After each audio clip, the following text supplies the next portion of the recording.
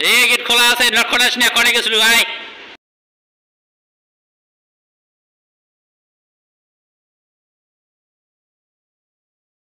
Camera একখান ধরে আছো কেন?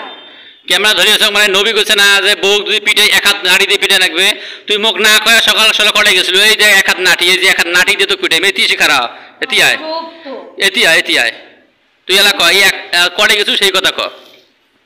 কোথায় গেছি আমি? ফ্যানের নিচে যায় বলি কোথায় গেছিলাম? ফ্যানের নিচে আসা নাকি না, তুই এটা সেই করে গেছিল ক। গরমে পাগল হয়ে যাচ্ছি। এই যে এক হাত নাটি নিয়ে আসো, করে গেছু সেই কথা ক। তুমি সকালবেলা বলো না যে আমি পটলের তরকারি খাবো না? হ্যাঁ আমি পটল তরকারি খাবো না তো কইছ। সেই জন্য তো বাজার গেছিলাম। গরমে থেকে আসলাম, ফ্যানের নিচে যাই, ঠান্ডা হই, এই যে বাজার নিয়ে আসলাম।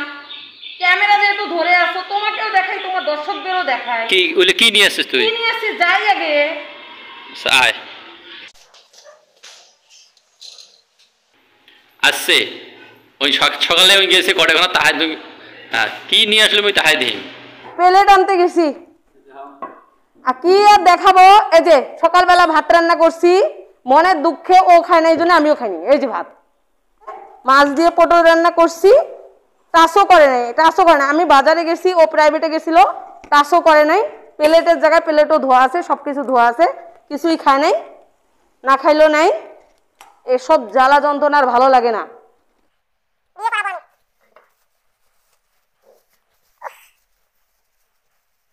মাংসর যত দাম জানো? ঠকছি কিনা জানি না, গাল টাইল পারো না। 700 টাকা নিচে 1 টাকাও কম নেয়নি। এই যেটা হাড় হাড্ডি মনে কম দিছে, সিনার হাড় দিছে, এই যে বেশি একটা হাড় নাই, এই যে এখন হাড়। তো এখন রান্না করব, চলো।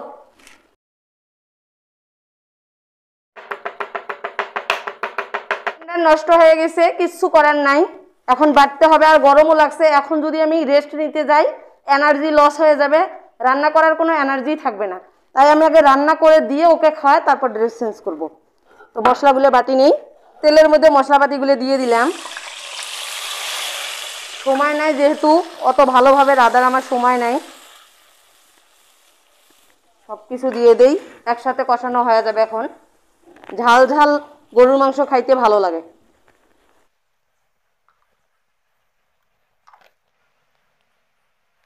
গরম মশলা, জিরা, মরিচের গুঁড়া, হলুদ, একদম লবণ সব কিছু দিয়ে দিলাম। এখন এই মশলাপাতি সব কিছু এই তেলের মধ্যে কষানো হলে মাংসগুলো দিয়ে দিব। যে আমার মশলা কষানো হয়ে গেছে, এখন আমি মাংসগুলো দিয়ে দিব। খিদা লাগছে যেহেতু, ওইভাবে রান্না করার আমার কোনো সময় নেই। যেভাবে তাড়াতাড়ি রান্না করা যাবে সেভাবেই আমাকে রান্না করা লাগতেছে আর কি। তো মাংসটা হইতে থাক, রান্নাটা হইতে থাক। আর আপনাদের গরুর মাংসটা দেখে কার কার খাইতে ইচ্ছা করছে আপনারা তাড়াতাড়ি দৌড়ি দৌড়ি চলে গিয়ে। আর হচ্ছে প্রচুর গরম লাগছে, আমার ড্রেস চেঞ্জ করতে হবে, ওরও খিদা লাগছে।